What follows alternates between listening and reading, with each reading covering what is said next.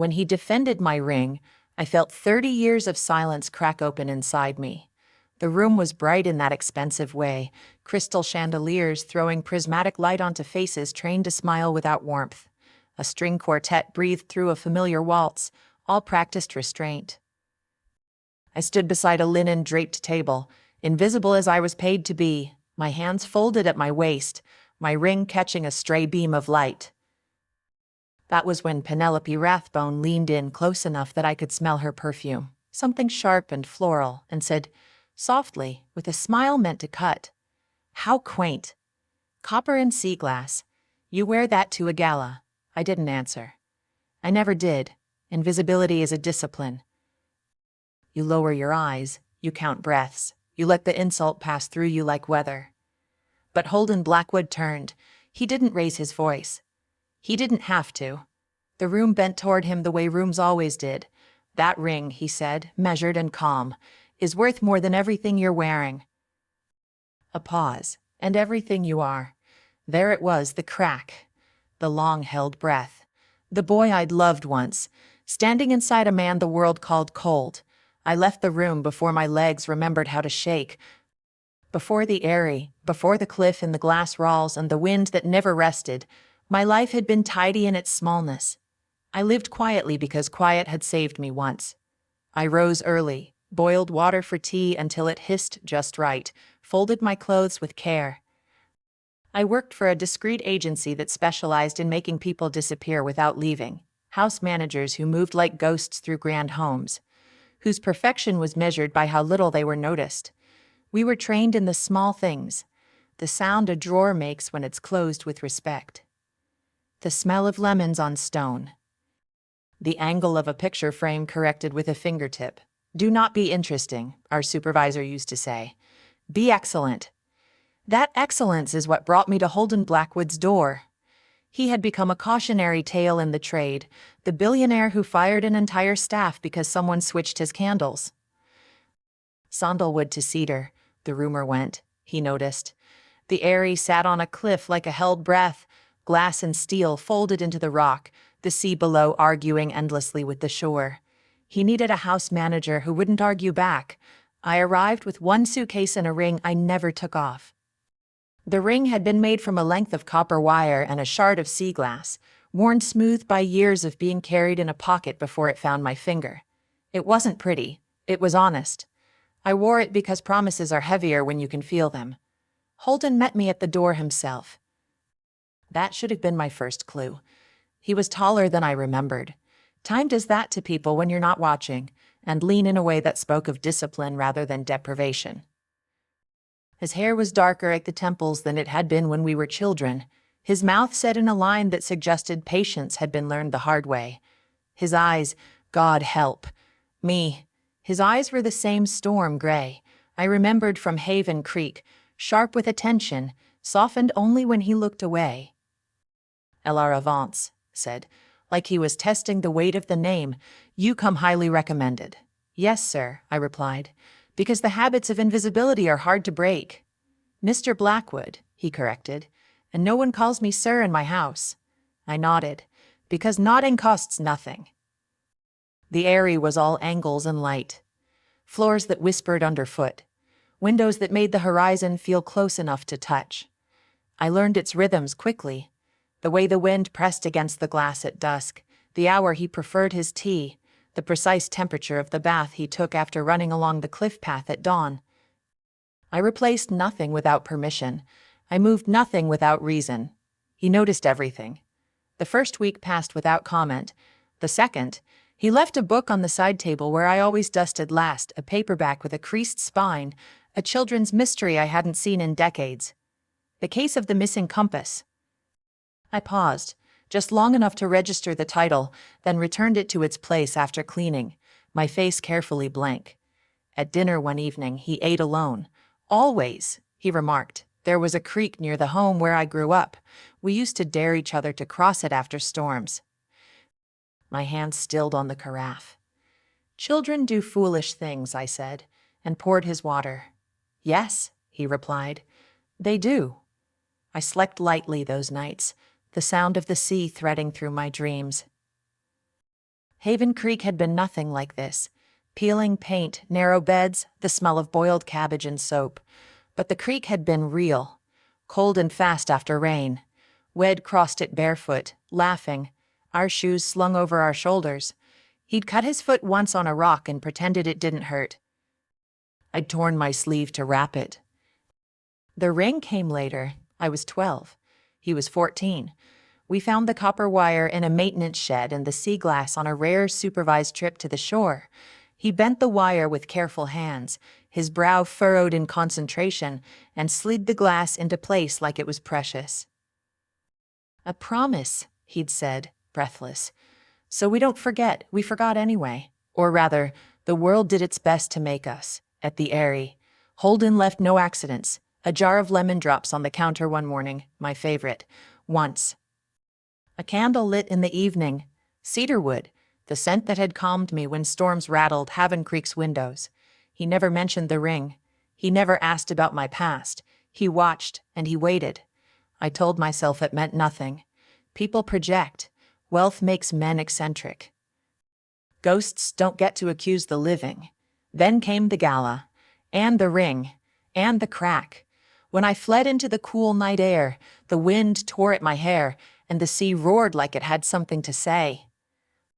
I leaned against the stone wall, my breath thin, my hand clutched around the ring like it could anchor me to the present. Footsteps approached, measured and unhurried.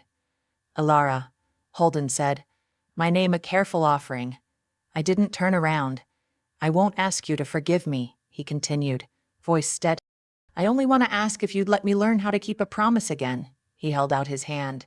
In his palm lay a new spool of copper wire, bright and unbent. The wind stilled. Just for a moment. I didn't take the wire. Not at first. I kept my eyes on the black water below, the way it churned and broke against the rocks like it was rehearsing grief. My hands were steady, too steady, and that scared me more than if they'd been shaking. When you grow up learning how to disappear, stillness becomes your armor. It's what you use when the past comes knocking and pretends it's just a coincidence. "You shouldn't be out here," I said, because it was easier than saying his name. "The wind won't push me," Holden replied. "It's tried." That was him, even then, answering what he thought I meant, not what I said. I closed my eyes. The scent of cedarwood clung to his jacket, layered over salt and something clean and sharp like soap. For a moment I was 12 again, counting my breath so I wouldn't cry in front of boys who'd learned early that tears were currency. "You hum when you're nervous," he said softly. My eyes opened. "I don't," I said, too quickly. "You do," he insisted. "Not unkind. You always have. It's barely there. A note and a half." I stopped the sound in my throat like it had been caught between fingers. "That's not something you could know," I told him. He was quiet for a long beat. When he spoke again, it was careful, like he was stepping across stones in a river he remembered but hadn't crossed in years. "I've known who you were since the day you arrived," he said. "I recognized your hands first, the way you hold your thumb when you're thinking. And then the ring." I laughed then, a thin sound that surprised both of us. "So this is a game," I said. "You hire me. You leave little breadcrumbs. You humiliate a woman in public. Also you can what? Prove you remember me." "No," he said, "so I can prove I never forgot." I turned around. Up close, the lines at the corners of his eyes were deeper than I'd noticed in the ballroom. They made him look less severe, more human. His mouth trembled once, just enough to betray him.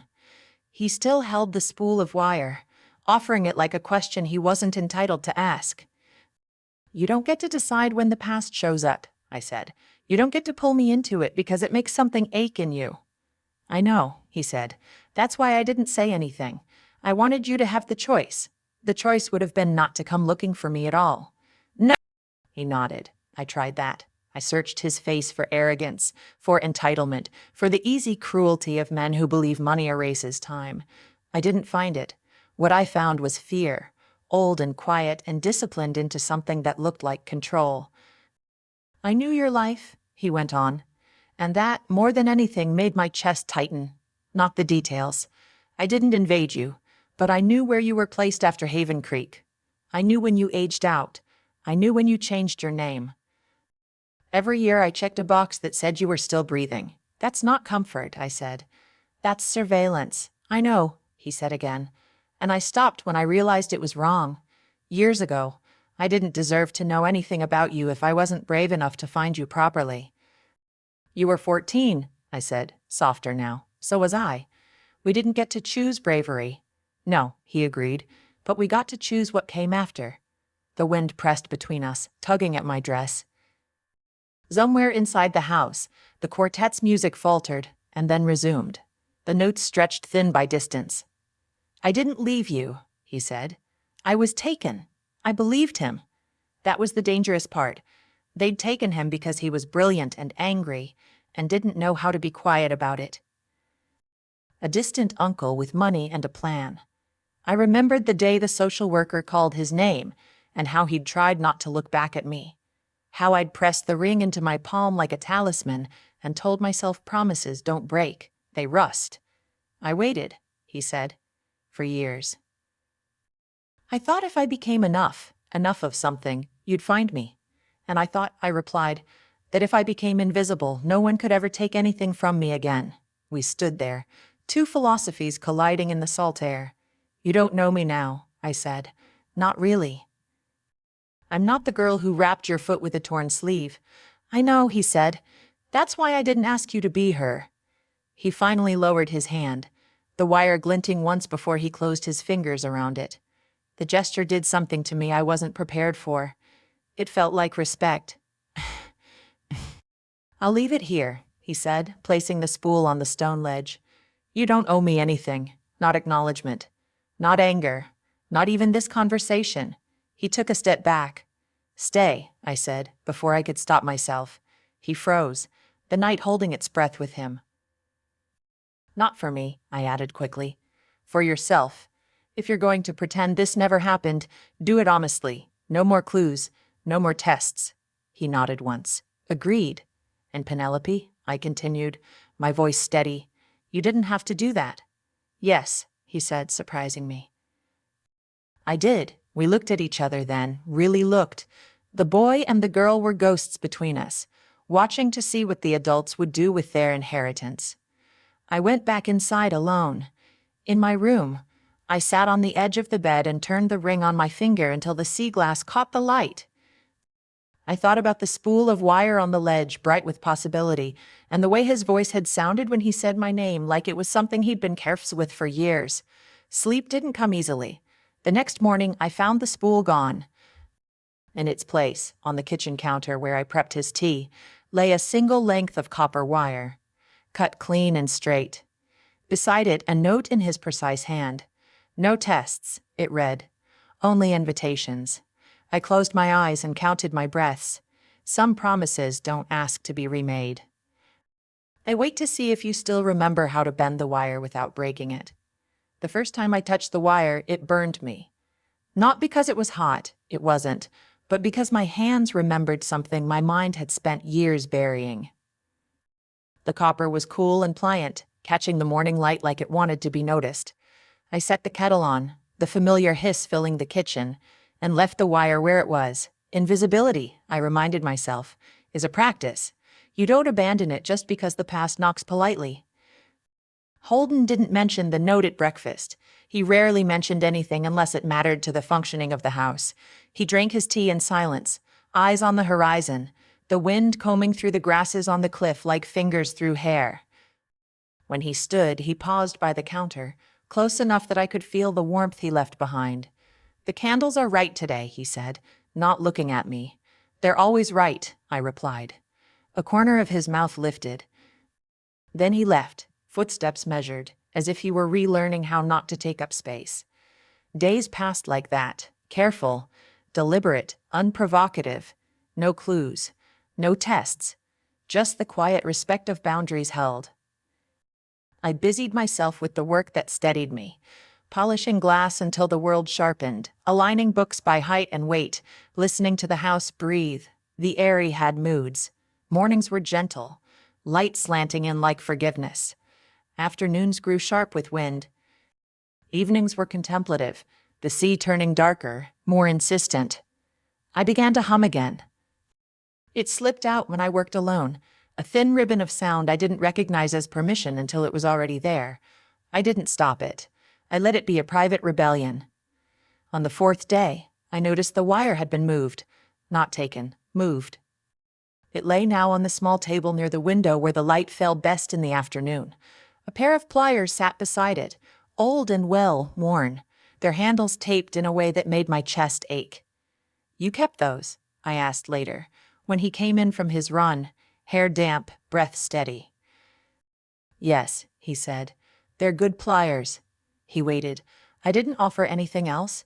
That night I dreamed of Heaven Creek. The beds creaked when you turned. The windows rattled.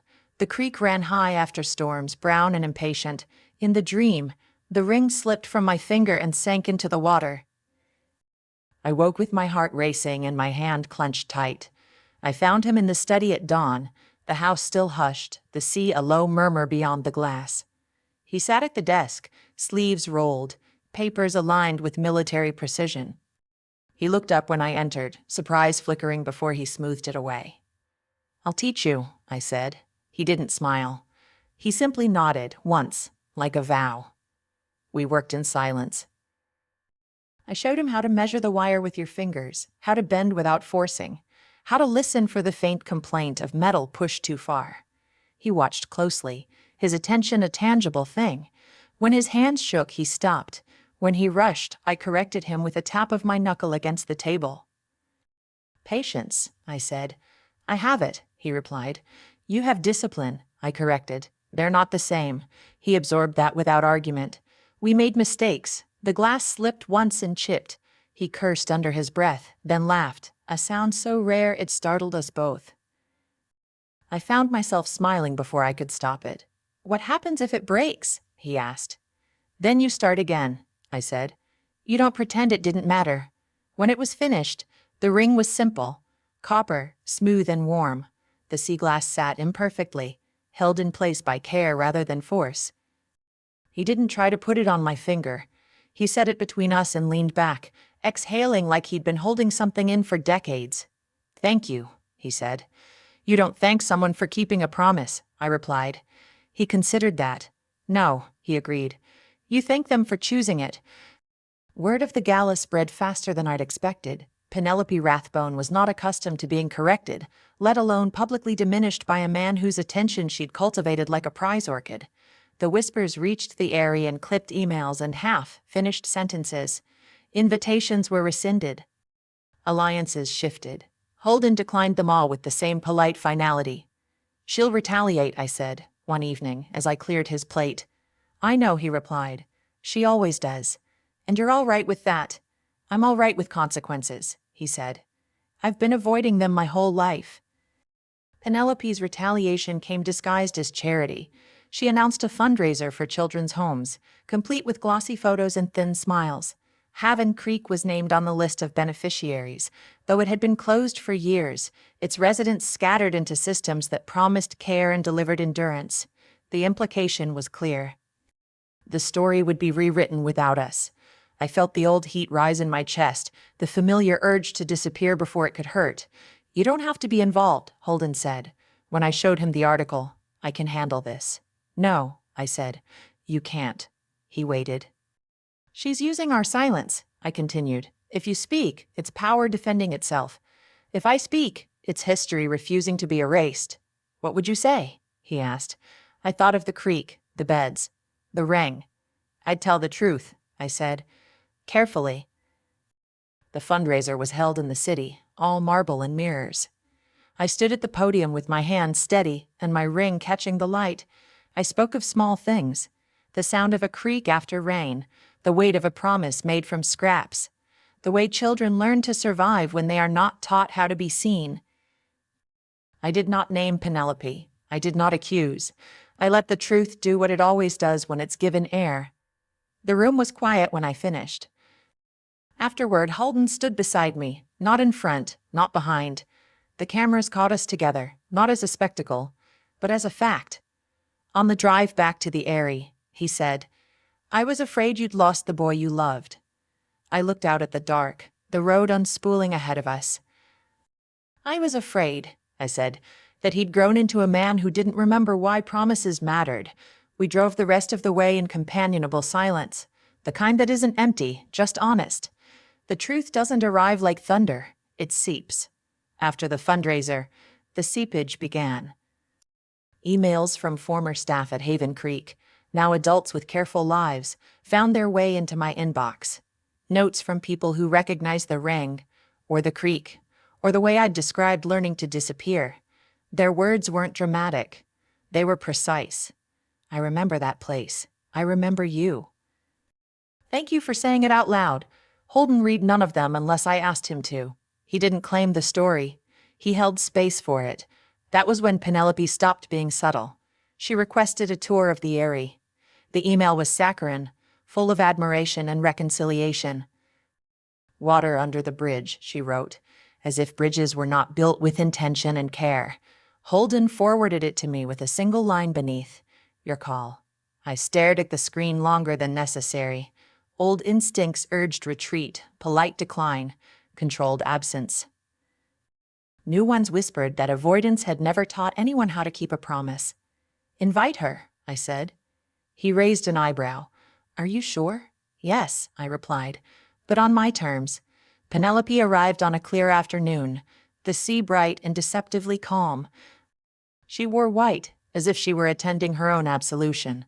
Her smile was practiced, her eyes quick and appraising as she took in the glass walls, the cliff, the quiet. Alara, she said, drawing out my name. How nice to see you again. Welcome, I replied, and meant only the word. I showed her the house with the care. I showed everything. I did not rush. I did not linger. When she commented on the candles, I acknowledged the comment without apology. When she paused by the window and sighed, I let the silence answer. At the study, she stopped. Menacee. At the study, she stopped. Holden, she said, turning to him with a brightness that strained. You've always had such taste. He didn't respond. He was watching me. This, I said, gesturing to the shelves, is where the important work happens. Penelope laughed. Important, she echoed. Oh, my dear. Oh, my dear. Important happens where people can see it. I reached for a book and handed it to her. The Case of the Missing Compass. Sometimes, I said, important happens when children learn how not to get lost. Her smile flickered. We took tea on the terrace. The wind lifted her hair and refused to settle it, as if it had an opinion. She set her cup down with care that didn't quite hide the tremor in her hand. You wear that ring everywhere, she said, nodding toward my hand. Even after all this attention. Yes, I said. Sentimental, she mused, or strategic. Holden set his cup down. It's neither, he said. It's true. She turned to him, eyes narrowing. You're very protective. I'm accountable, he replied. There's a difference. That was when she tried to cut deeper. I heard, Penelope said lightly, that you've been following Alara's life for years. A bit. Obsessive, don't you think? The word hung there, baited. Holden didn't flinch. I heard, he said just as lightly, that you fund charities the way others fund insurance. Against reputational risk. The wind surged, a sudden gust that sent napkins skittering. I invited you here, I said, my voice even, to offer clarity. Not conflict. Penelope's gaze snapped back to me. Clarity, yes, I replied. You're welcome to support causes that matter. You're not welcome to use stories that aren't yours to tell. She leaned back, studying me with a new calculation. You think people care about ownership of pain. I know they do, I said. They care about honesty. Her laugh was brittle. Honesty is a luxury. So is cruelty, Holden said. And yet... Penelope stood, smoothing her dress. This has been illuminating, she said. I'll be in touch. Please don't, I replied. After she left, the house felt lighter, like a room after a storm has passed without breaking anything. Holden exhaled, long and mahlo. You didn't have to do that, he said. I did, I replied, and smiled faintly. The next weeks were quieter. The article Penelope had planned never ran. Donations shifted. A small foundation was established. Not in Holden's name, not in mine, but with clear language about autonomy and aftercare for children aging out of homes like Heaven Creek. I helped draft the mission statement. Holden read it once, nodded, and signed. Nod, and signed. One evening, as the sun sank into the sea like a held breath finally released, Holden brought out the ring, wed made together. He placed it on the table between us. I don't want to replace anything, he said. I only want to stand beside it. I turned my own ring slowly, feeling the familiar imperfections under my thumb. Promises aren't interchangeable, I said. I know, he replied. That's why I'm not asking you to wear it. What are you asking? He met my eyes. For time, he said, and truth. And the chance to be taught when I get it wrong. I considered the cliff, the wind, the house that had learned how to hold us without spectacle. All right, I said. But understand this, if I disappear, it won't be to test you. I understand, he said. And if I reach for control, it won't be because I don't trust you. We sat there, the rings between us like punctuation marks in a sentence still being written. Later that night, alone, I removed my ring and set it beside the new one. Not as a replacement, as a conversation. Some betrayals are loud. Others are quiet and structural, the kind that convince you your story doesn't belong to you anymore. Reclaiming it isn't dramatic. It's patient. And patience, I was learning, could be taught. Patience is not the same as peace. I learned that the morning I woke to find my name trending, not as a scandal, but as a story people had decided they recognized themselves in. Clips from the fundraisers circulated with captions that flattened nuance into inspiration. Messages poured in from strangers who wanted something from me. Absolution, explanation, a clean ending to a messy beginning. I shut the laptop and made tea, the ritual anchoring me to something small in mine. Holden knocked once and waited. I can shut it down, he said when I told him. The coverage. The commentary. No, I replied. Let it pass. He studied my face. You're sure? Yes, I said. I've lived in the quiet. I can survive the noise. He nodded, then surprised me by sitting at the table instead of leaving. Will you tell me what you're afraid of? He asked. I considered the steam rising from my cup. That the story becomes more important than the people in it, I said. That Heaven Creek turns into a metaphor and forgets the children who learn to be careful instead of loved. He absorbed that, as he did everything. Then we'll be careful, he said, together. The careful work began. We set boundaries with the foundation. No personal photos. No interviews with former residents without consent. No donor recognition that eclipsed services. Holden learned how to step back in rooms that bent toward him. I learned how to speak without apologizing for the space my voice took. It wasn't smooth. One afternoon, I found him in the study, jaw tight, an email open on the screen. They want me to leverage my network, he said, to speed things up. And, I asked. And I want to, he admitted, because it works. And what does it cost? I asked. He closed his eyes. It costs the lesson. Yes, I said gently. It does. He didn't argue. He drafted a different email. Shorter, slower, respectful of process. He sent it and leaned back, rubbing his temples. I don't like waiting, he said. I know, I replied. Neither did the boy who crossed the creek too fast. He smiled, rueful. You remember everything. No, I said. I remember what mattered. The public consequence arrived without fanfare.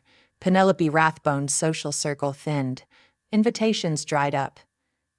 Her name became shorthand for a kind of performative generosity people were tired of rewarding. There were no apologies, no tearful statements. Just a quiet recalibration that left her standing alone with her mirrors. Justice doesn't always clap. Sometimes it just moves on. For us, the consequence was intimacy. We began to share meals. Nothing elaborate.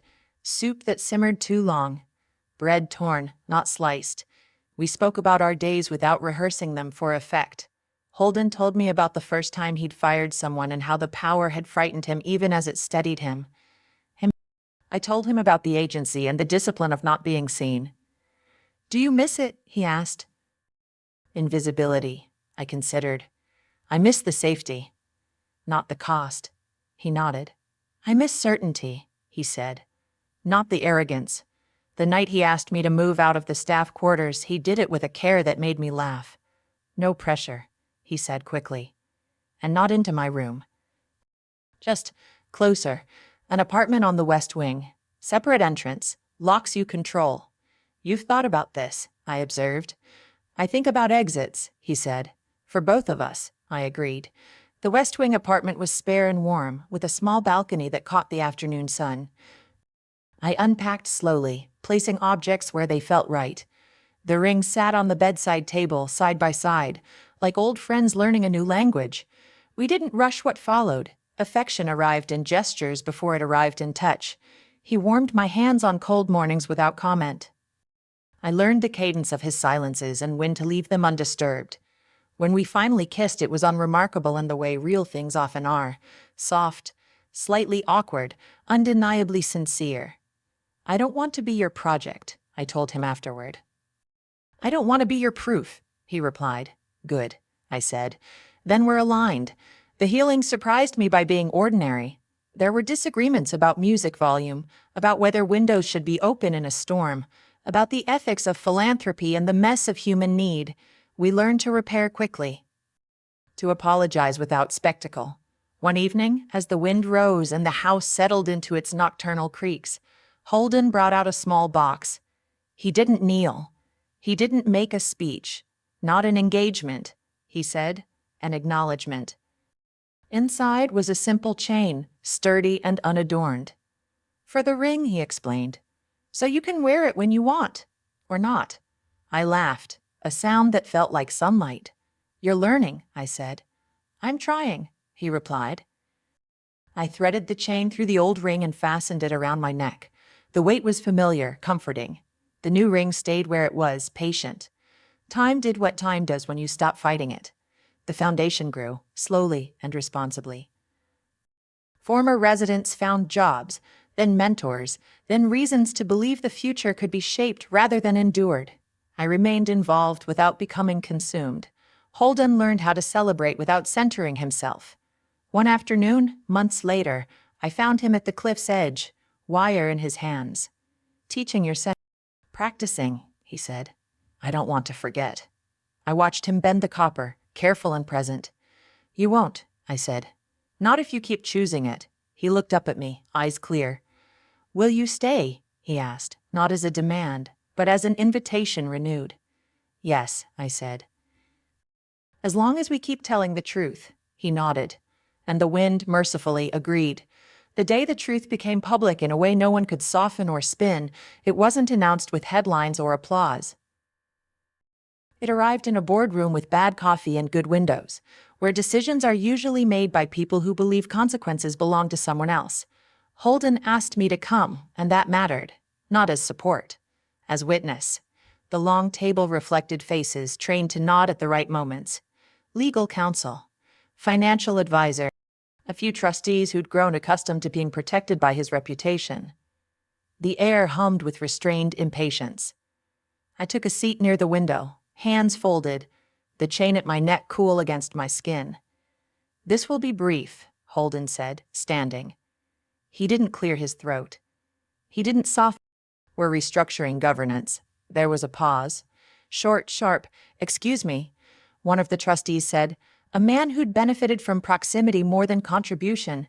We're decentralizing, Holden continued. Independent oversight. Survivor-led advisory panels. No naming rights tied to donation size. Someone laughed, unsure. That's unconventional, another said. It's accountable, Holden replied, and it's non-negotiable. The man at the far end leaned forward. You're giving up leverage. Yes, Holden said. Intentionally. Eyes flicked toward me. Calculation. And who, the first trustee asked carefully, is advising you on this? Holden didn't look at me. He didn't have to.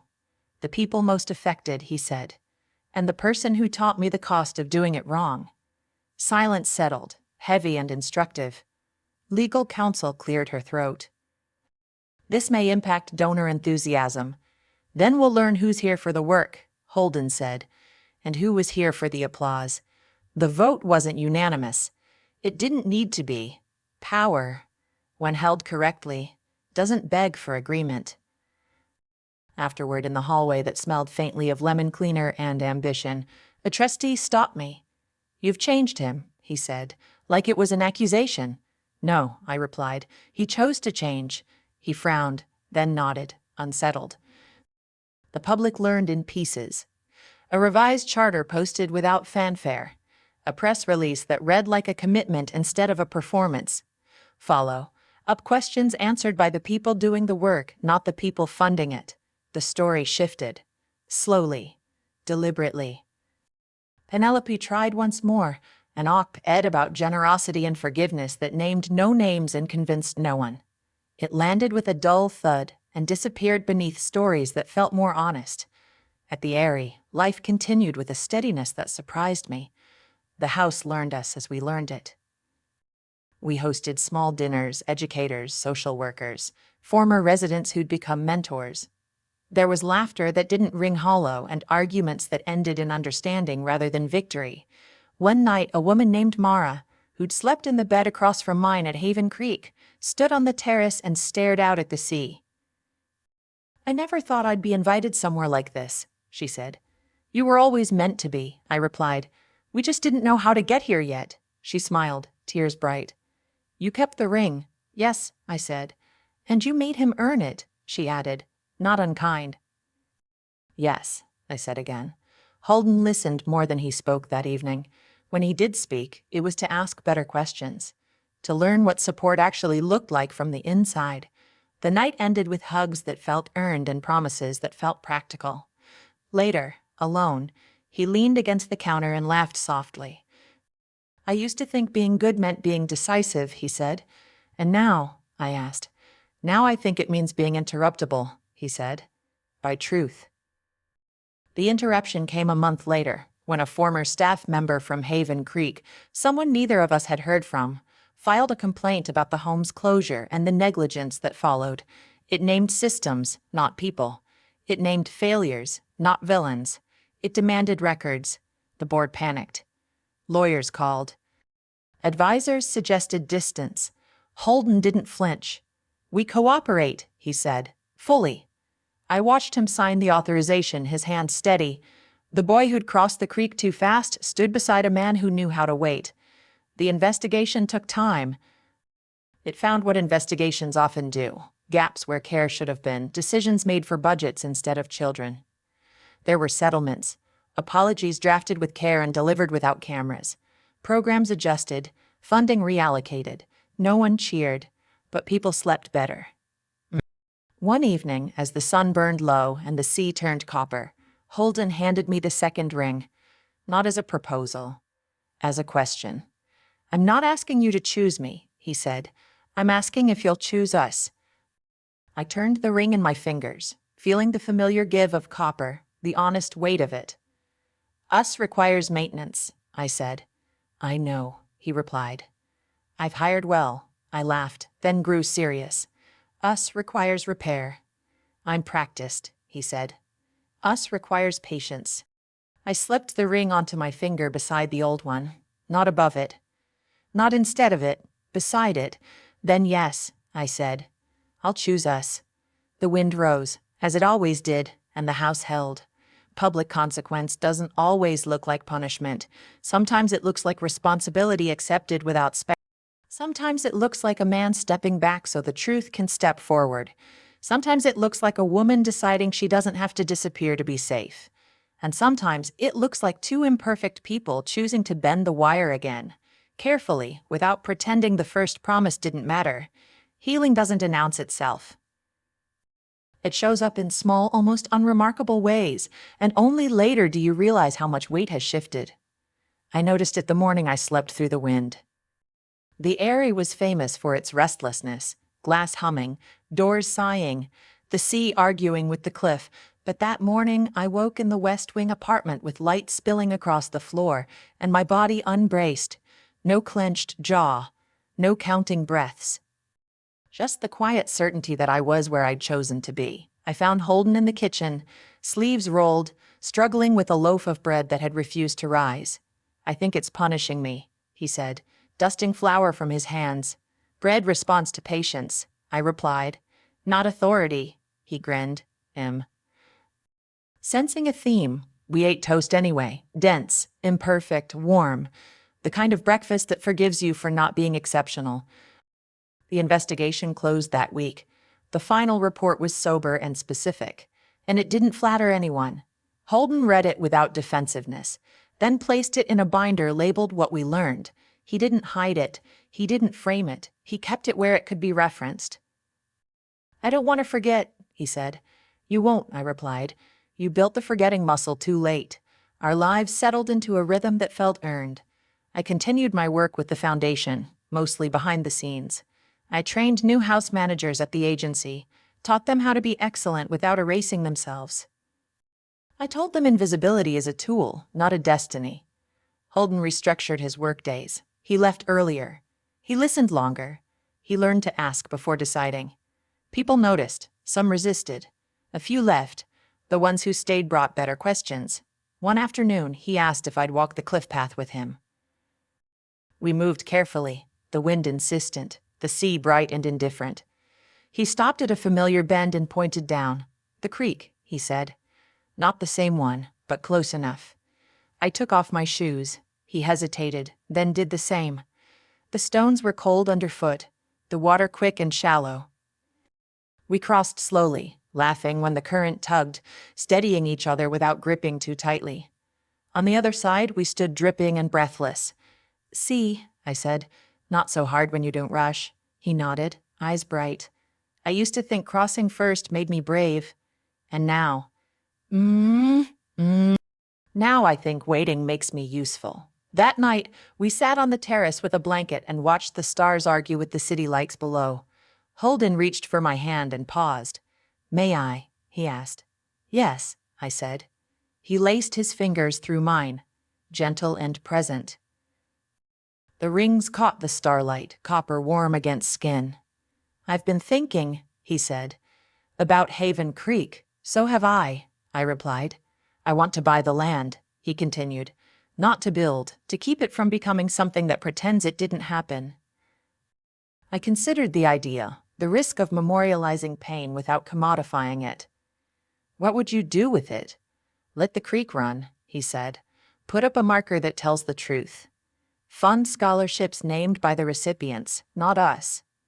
That might be right, I said slowly. If it's led by those who were there. Always, he agreed. We moved forward with care. A small committee formed, former residents, local historians, child advocates. Decisions were slow, emotions ran high. We listened, we revised, we waited. The marker went up a year later.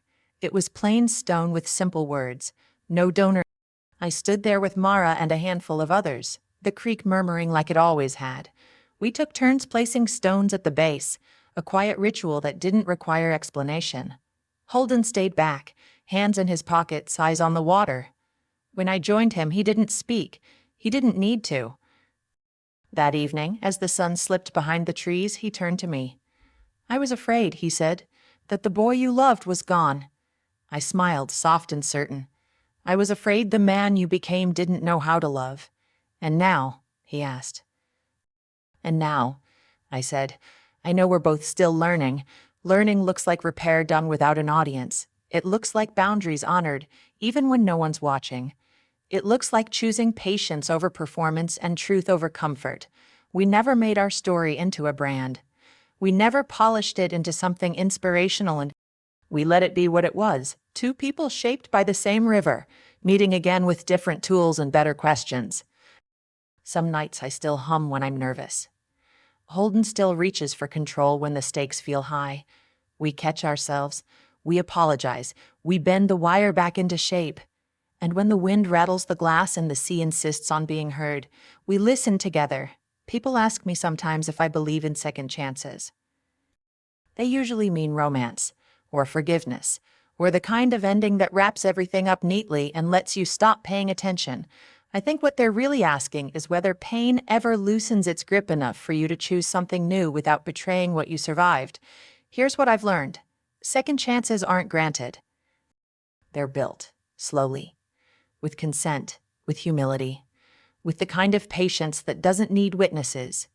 They don't erase the first promise, the first wound, or the first version of you that learned how to endure instead of hope. They sit beside them and say, I see you. I won't replace you.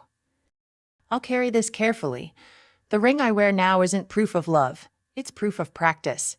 Practice in telling the truth even when silence feels safer. Practice in letting people earn closeness instead of rushing toward it because loneliness is loud. Practice in believing that power can be unlearned, and that tenderness, real tenderness, is a skill. Holden and I didn't fix each other. We didn't redeem the past. We didn't turn suffering into a spectacle.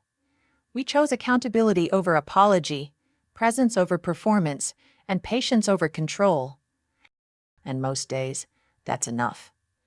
If you're listening to this and holding something old in your hands, a memory, a promise, a hurt that never quite healed, I want to ask you something gently. If the person who broke it came back not asking for forgiveness, but asking to learn, would you let them try? Tell me what you think in the comments. And if this story stayed with you, if it made you feel seen or steady or a little less alone, consider subscribing and supporting the channel. These stories live because we listen to each other. Until next time, take care of what you carry.